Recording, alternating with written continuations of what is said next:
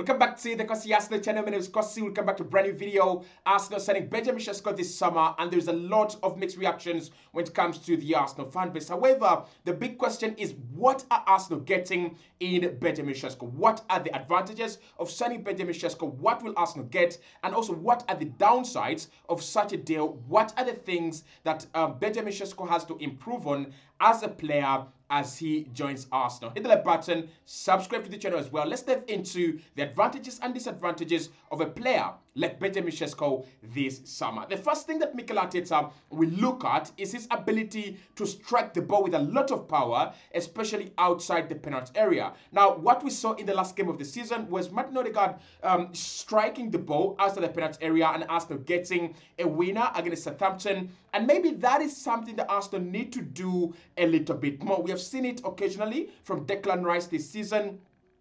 Scoring a banger against Newcastle, and that gave Arsenal the 3 points.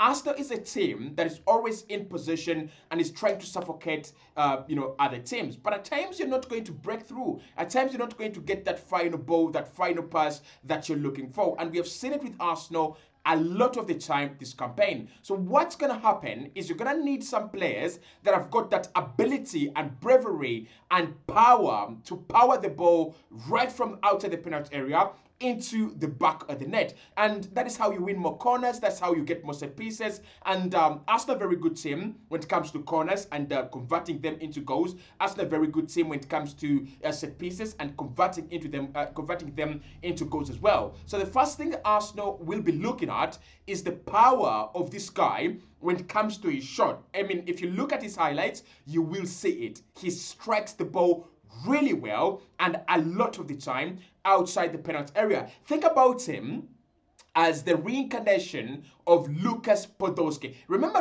Lucas Podolski when he came into Arsenal?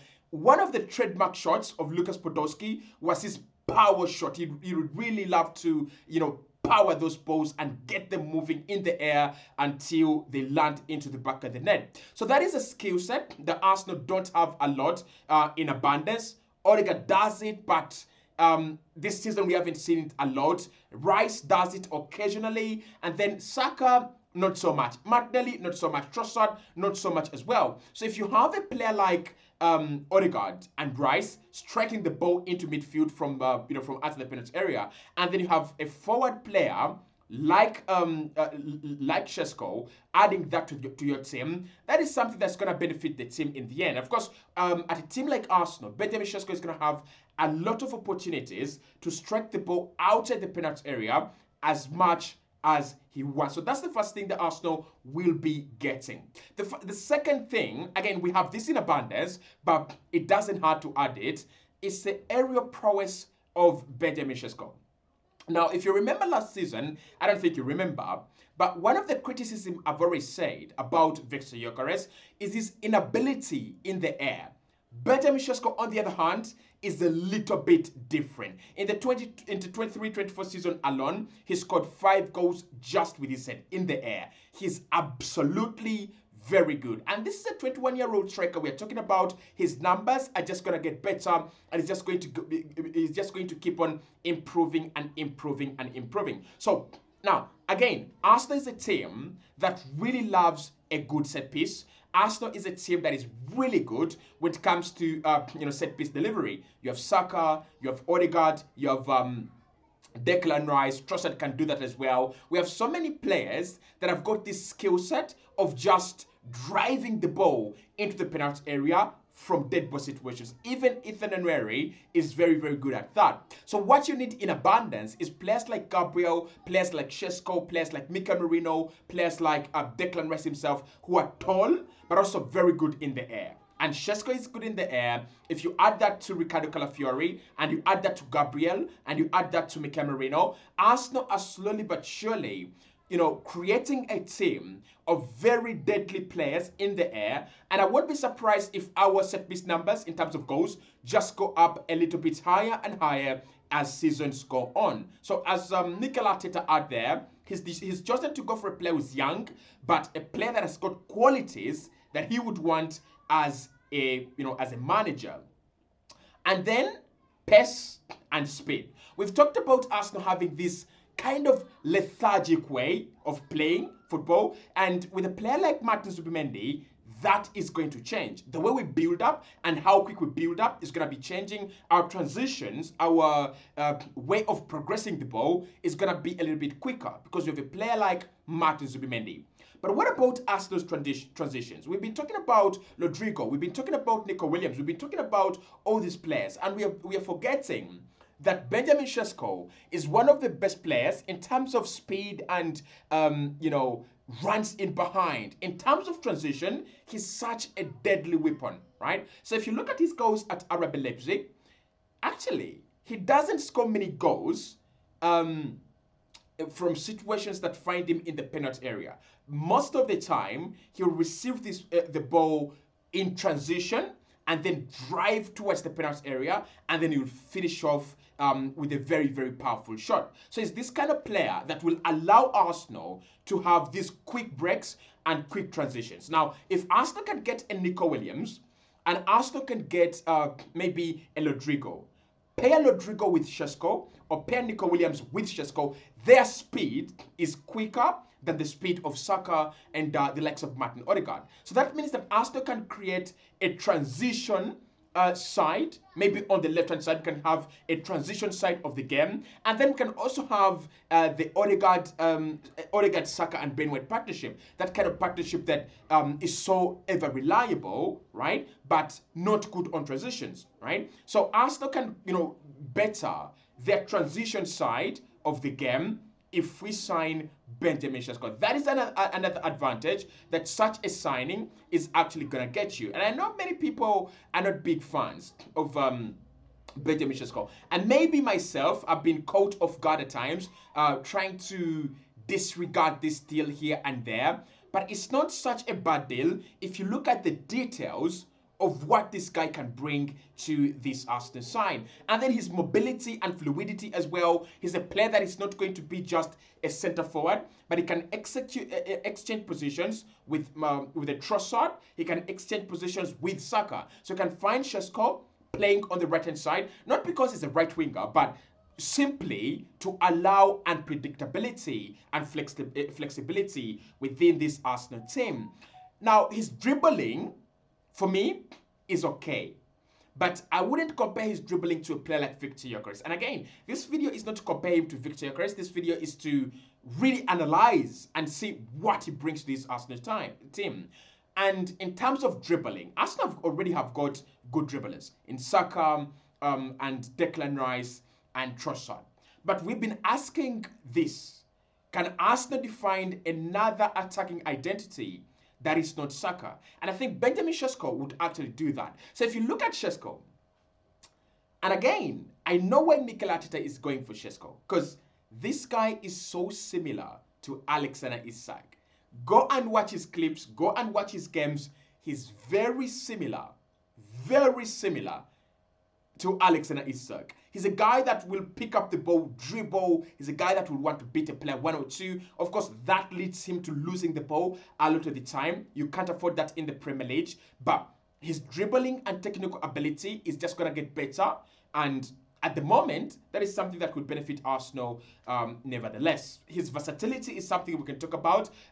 You can use him as a center forward, as a lonely striker. You can use him in a 4-4-2. He's played in a 4-4-2 with Lewis Openda at RB Leipzig. And then, honestly, you can use him, in any position, in any game state, right? I think that is why the people that like him are actually overjoyed. The Arsenal are not getting a striker that only plays as a center forward. We are getting a striker that can drift to the left, drift to the right, and we are still going to get a lot of impact inside games. Now, it is not all rosy and it's not all gold when it comes to Benjamin Shesco. He's got his downside, and these are some of the weaknesses Arsenal have got to deal with when you're signing a 21-year-old without experience from the German Bundesliga.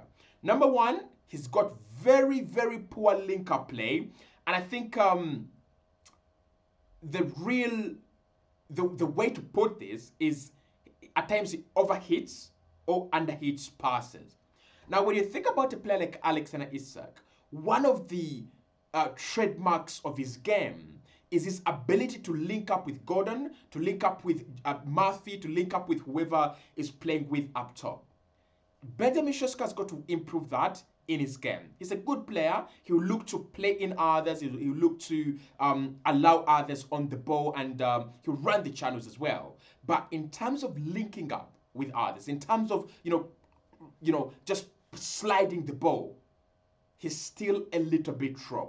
And Arsenal have got to work on that, because you can't have a striker, or you can't have a player that is just a liability on the ball.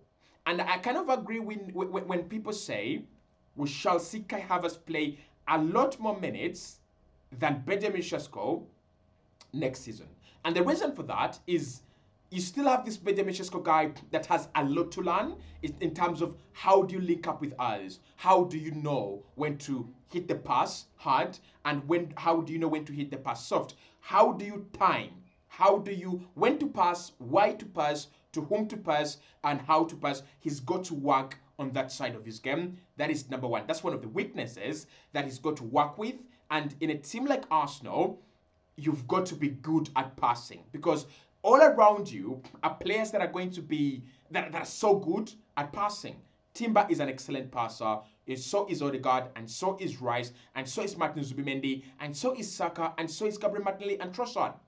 And the expectation with that comes that because they are so good at passing, they're going to expect the players they play around with to be good at passing as well. If I can find you with ease, you should be able to find me with ease.